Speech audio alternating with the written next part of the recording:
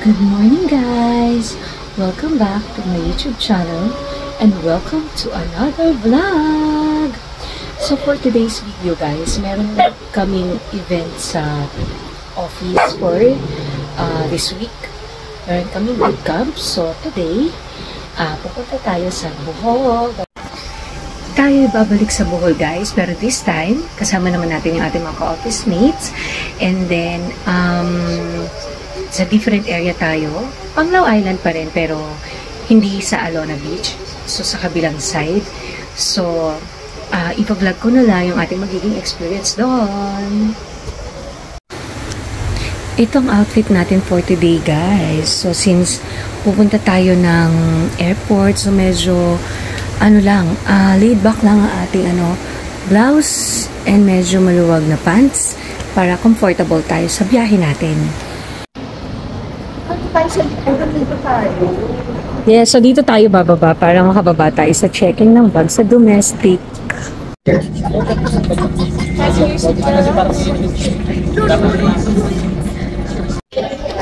Touchdown, Bohol!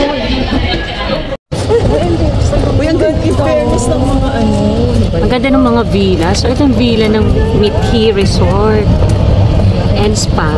Uy, malapit yung yata natin sa dagat, no? Oh, yun tayo! Ito na ang aming villa.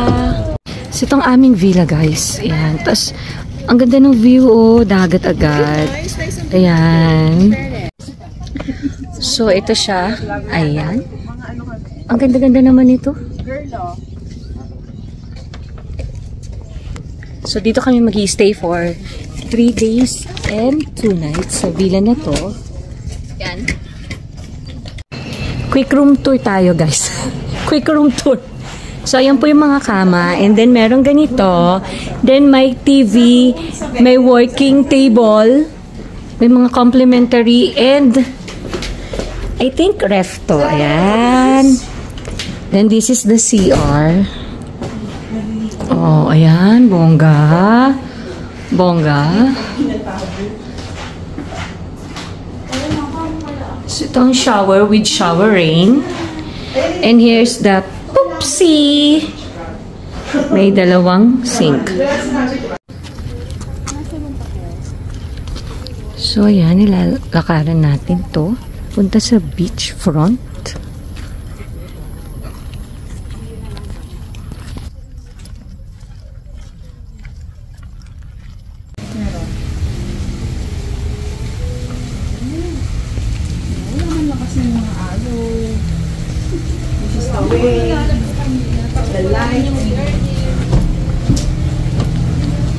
Itong kanilang infinity pool.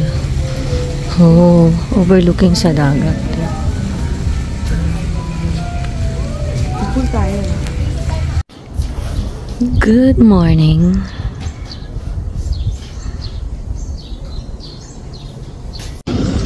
First stop, Dawis Church. So, ito yung Dawis Church. Di tayo pupunta ngayon ng Baclayon kasi closed. Ito open. So, ito yung paligid niya. Old, parang old structure na simbahan din. Ayan.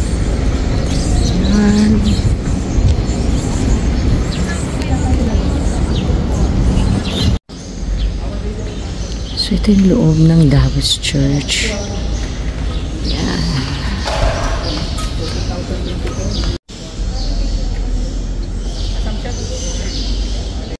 So, nandito tayo ngayon sa simbahan ng Dawis. Yan. So, sarado lang yung front door niya, pero kapasok tayo sa gilid kanina. So, nakapagsimba na tayo. Ay, nakapagdasal tayo. And wish, wish, wish. Man-made forest. Ayan siya. So, puro mga puno. Ang ganda ng itsura niya. Maganda magpa-picture dito sa gitna. Ayan, So, medyo buwis-buhay nga lang kung nasa gitna ka magpapapicture. Pero maganda naman yung paligid. Ayan. Nandito naman tayo ngayon sa Chocolate Hills at tayo aakyat sa 220 steps. para makaakyat sa tuktok para mas kitang-kita natin yung mga chocolate hills. So dito, yan. So ito na yung area. Dito kayo ibababa ng driver. And then dito kayo aakyat sa 220 steps na yan. Hanggang dun sa tuktok para makita nyo yung mas maraming chocolate hills. Yan. Yan! Ganyan po kataas yan. Ating aakyatin. Para mas makita natin mas maraming chocolate hills. Pero, option nyo naman yun kung aakyat kayo. Tsaka, huwag lang mabilis umakyat para hindi kayo mapagod.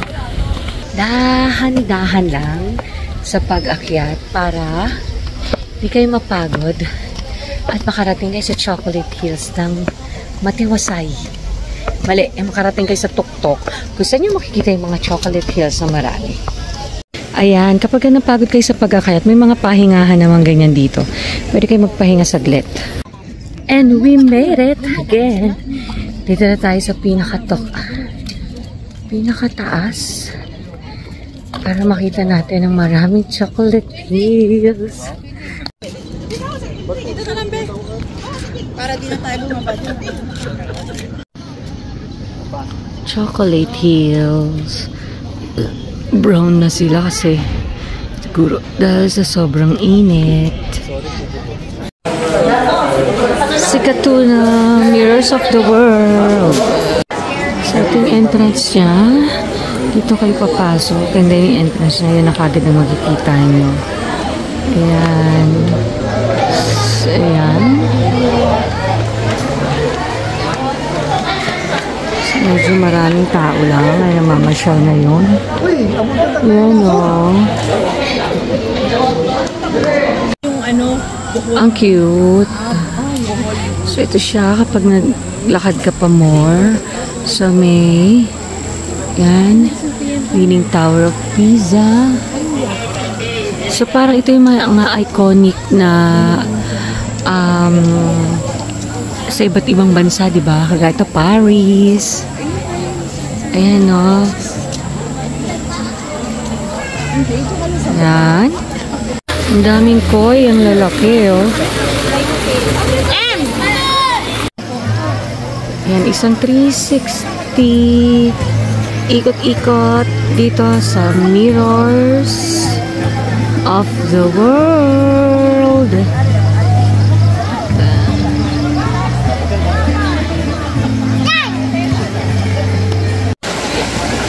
Ito na guys, ang sikat na Mirrors of the World in the evening.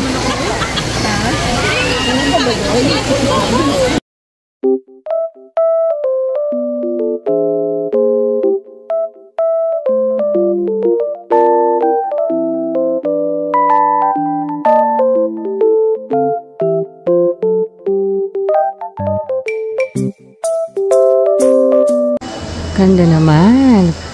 Very colorful. Ito ang kanilang massage package.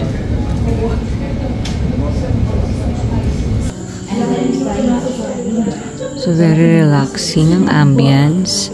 And then, dito sa baba yung mga room. Ayan. Waiting area. Hi guys! Good morning! So, kahapon, kagabi, hindi ko na na-close yung vlog. Pero after namin dun sa Mirrors of the World, bumalik na kami dito sa hotel. And then, nag-ano kami, di ba? Nagpamassage. So, ayan, ang gulo-gulo pa ng hair ko. So, nagpamassage kami. And then, ayun, nagpahinga na rin kami after. So, today, i-explore natin yung cave dito sa Mithi Resort and Spa. So, mamaya, i-vlog ko na lang yun. So, see you later! So, pupunta tayo ngayon dito sa cave, dito sa loob ng Mithi Resort. Anyway,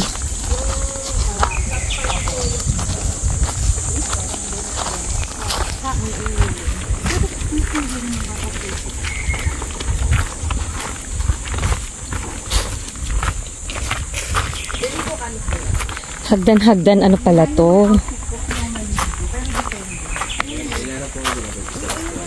Ay, ito lang Sana pala napuntahan natin kanina.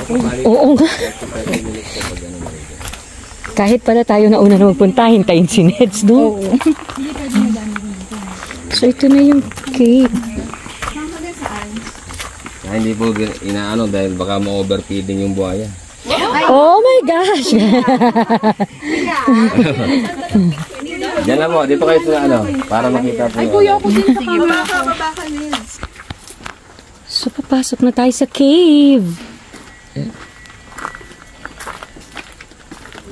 So, ingat-ingat lang.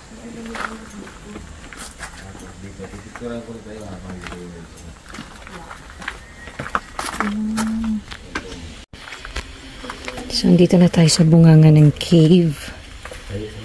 Ayan. Ayan tayo. Para tayo sa may backup pa. Ito pong isa, airdrop no. Oo nga. So, ito yung paligid, no? Walang po kayo na mo ngayon. Nice, walang pinto. Ingat po ulo ha. Dito din yung balik.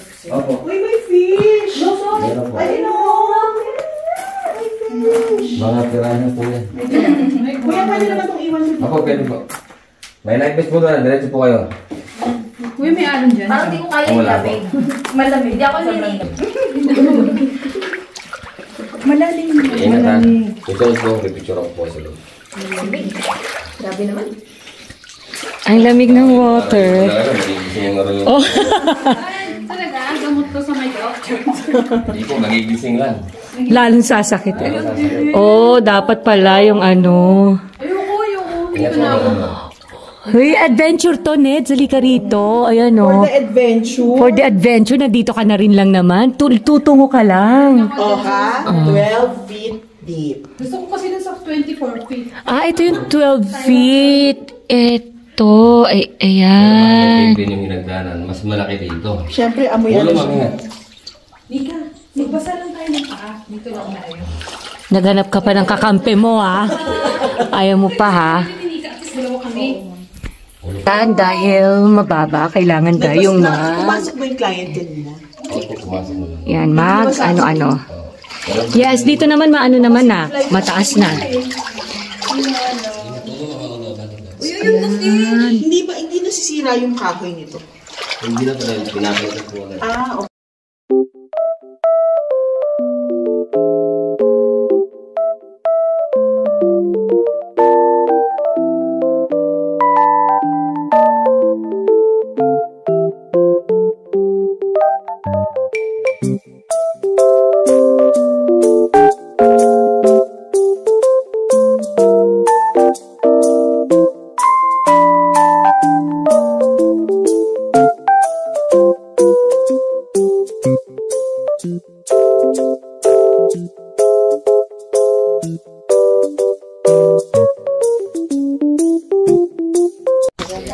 So, pabalik na tayo. Lumabas na tayo from cave. Aray. Ito po, nandito na yun. Kaya yung ano, pagkakataon. Balik na tayo.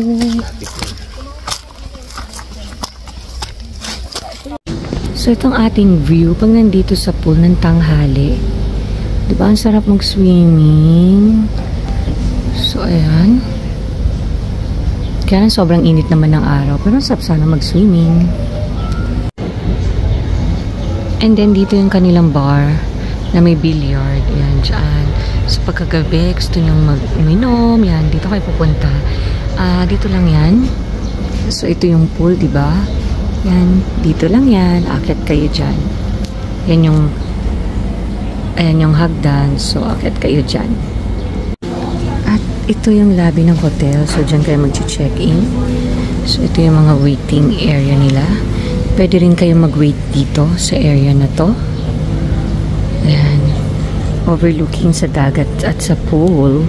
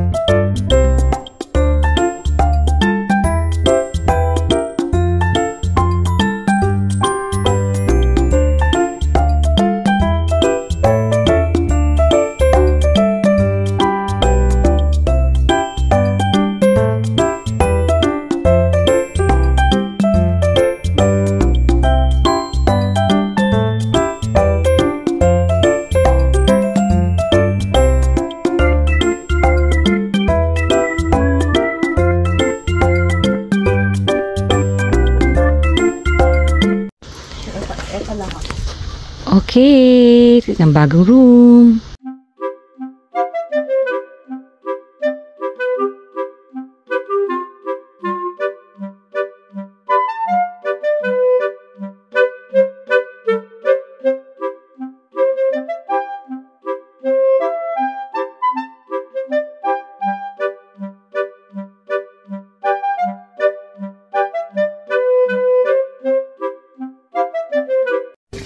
So, magsiswimming muna kami dito sa pool. Yan. Yan, mag-swimming muna tayo para ma-experience naman natin mag-swimming sa pool dito sa Mithi. Yun na. Guys, yung relo mo. Mabagsak ko pa yan eh. Necessary yung sa ano. Dahil hindi pala ako pwede guys mag-swimming. So, dito lang ako. Ayun sa parang pool bar. So, nakaupo ako. Nakalublog naman yung paa ko. So, pwede na. Wow! May pa-jacuzzi pa dito guys. Oh, ang cute. And my mini falls. So, diba? Ganda. Ganda ng view. Super low tide. So, pwede na tayong magpunta sa island na yan. Kasi makakalakad na tayo dito. Ooh, exciting. Oo nga. Yan, hindi lumulubog. So, ayan. Lalakad tayo dito. May nabalita kanina. Papunta dun sa islet. So, since napakababaw ng tubig, ayan lang. So, ito try na natin magpunta dun. Ayan. Diyan, no?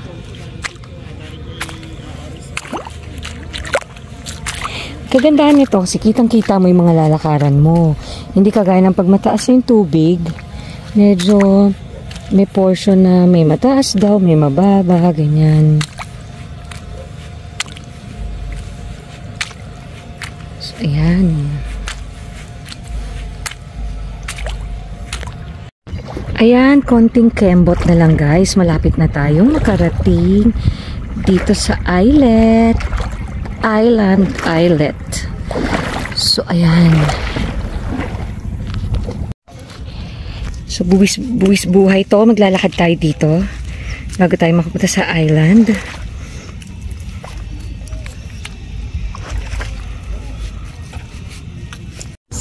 Yes, we made it. Get. Ow! So, ito yung islet. Ito siya. So, di ba? Doon tayo galing. At ito yung islet. Ganda rin to. Siguro may nagpa-party-party minsan dito, lalo na kung low tide. Ayan no, kasi may barbecue sila. May ilaw din naman. So, ayun guys. Andito na tayo sa islet. Worth it naman ang ating mga pinagpagurang paglalakad. So, yun. Okay, na-explore na natin guys itong islet. Babalik na ulit tayo sa shore. Kasi baka mag-high tide na. Hindi tayo marunong lumangoy. So, hindi tayo makakabalik ng shore. At wala akong balak matulog dito. No? Kaya, let's go back. Okay, look. Pa-sunset na guys. But, dito naman sa area na to, ayun na yung moon. Diba? Napaka-majestic. On the left side, ang moon. And then, lipat tayo dito sa kanan. The sunset view. How beautiful.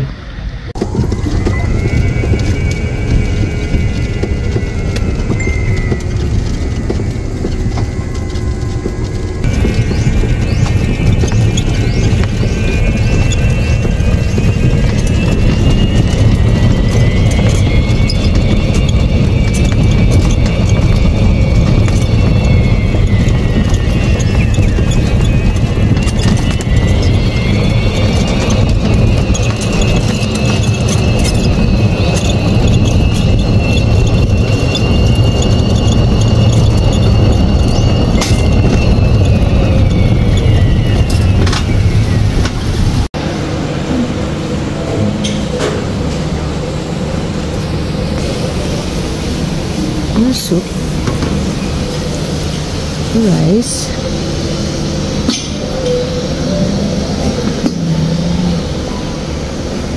Garlic. Vegetables. Stick fish.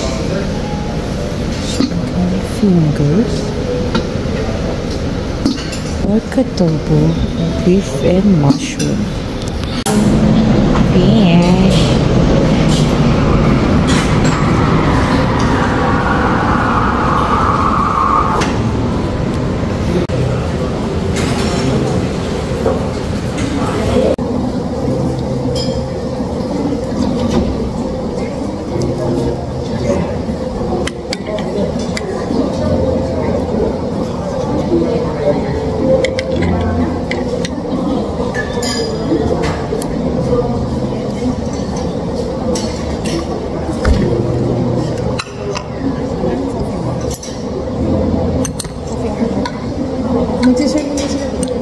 Tatanong ka nila. Sabihin mo lang dyan sa mga post.